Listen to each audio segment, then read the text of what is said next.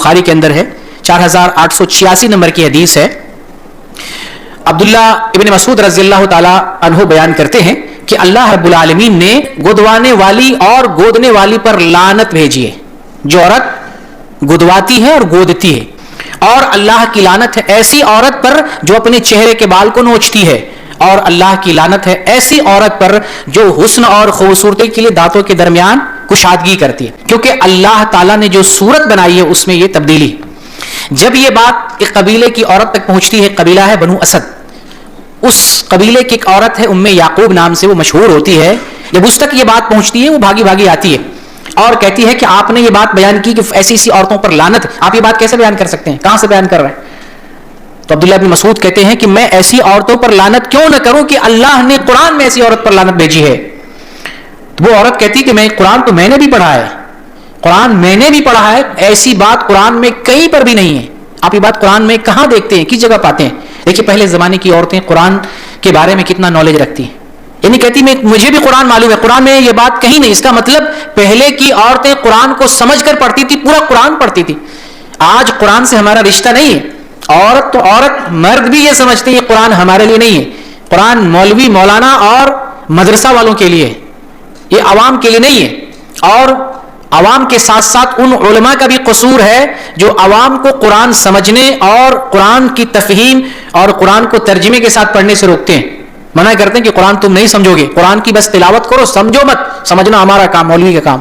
یہ علماء دراصل عوام کو گمراہ کر رہے ہیں, غلط راستے پر لے جا رہے ہیں. اللہ تعالیٰ نے قرآن سب کے لیے بھیجا ہے, ہمارے لیے, عبداللہ کے لیے, عبد الرحمن کے لیے, مولوی کے لیے, غیر مولوی کے لیے, مسلمان کے لیے, پوری دنیا کے لیے قرآن ہے. صرف مولوی اور مسلمان کے لیے نہیں, پوری دنیا کے لیے.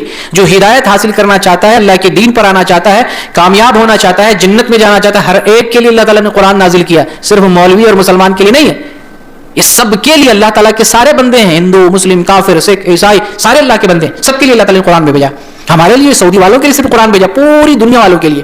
یہی وجہ ہے کہ جو مسلمان ہو رہے ہیں دنیا میں قرآن پڑھ کے, عیسائی سے مسلمان ہو رہے ہیں, بدھسٹ سے مسلمان ہو رہے ہیں, مجوسی سے مسلمان ہو رہے ہیں, قرآن پڑھ رہے ہیں, مسلمان ہو رہے ہیں, یہ سب کے لیے قرآن ہے.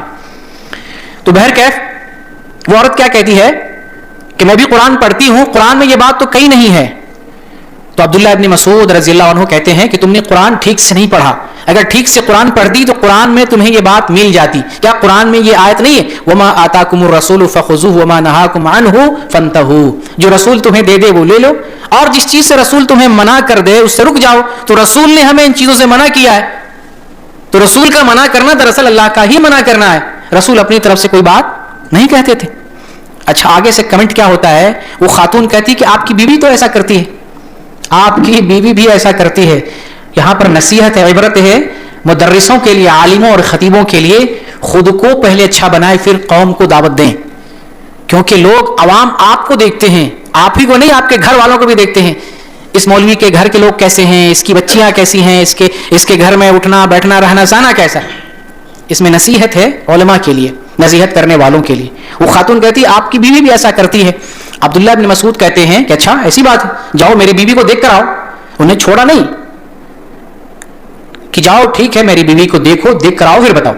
وہ گئی دیکھنے کے لیے بھی, چیک کرنے کے لیے بھی, کہ دیکھتے ہیں عبداللہ ابن مسعود کی بیوی کیسی ہیں. دیکھنے کے بعد کچھ ملتا نہیں ہے, کنفیوژن ہوتا ہے, کہیں سے ہو سکتا ہے انہوں نے کچھ سن رکھا ہو, وہ کچھ ایسی بات نہیں پاتی ہیں. تو عبداللہ ابن مسعود کہتے ہیں کیا تم جانتی ہو میں ایسی عورت کو اپنے گھر رکھ سکتا ہوں جو ایسی عورت ہو, میں تو اس کو جدا کر دوں گا, ایسی عورت کو اپنے ساتھ میں رکھ ہی نہیں سکتا ہوں.